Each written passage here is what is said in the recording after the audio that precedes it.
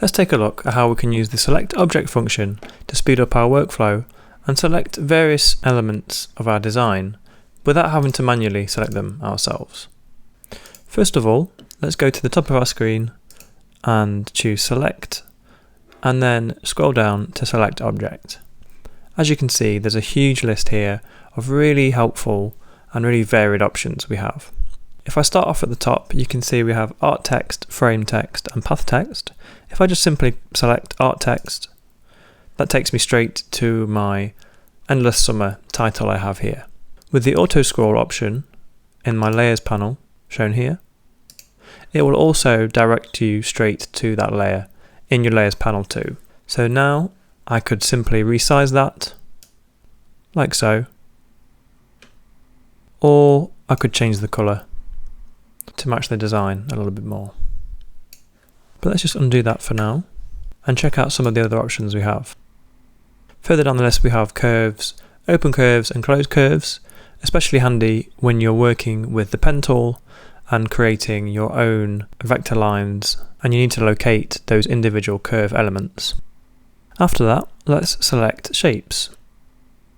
Now you can see all of my rectangles and ellipses have been instantly selected. One thing we could do with this is go over to our colour panel, make sure noise is selected, and we could just adjust this level here with our brightly lit or white sections in this example. You can see that grain is showing through some other colours from our design. Now let's check out artboards too.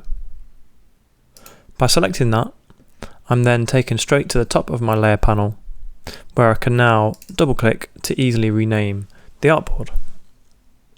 So let's call that something more useful to match the design. Again, if we go back to select object, you can see there's a huge list relating to objects.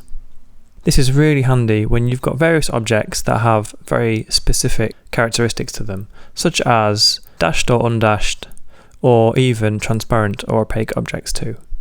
If I go down to images and pixel objects, you can see that those are highlighted straight away. Again, I find that particularly useful if I just need to locate where those are on my layers panel. So that's a really quick way just to be drawn to those individual layers there. If we just go back to select object again, we can just see the remaining options, including groups, vector layers, embedded documents and symbols.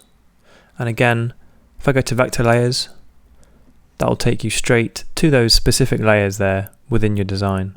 Again, allowing you to easily rename them or just help you to organize your layers a little bit more efficiently. So there you go. There's a quick run through of the options we have with the select object feature.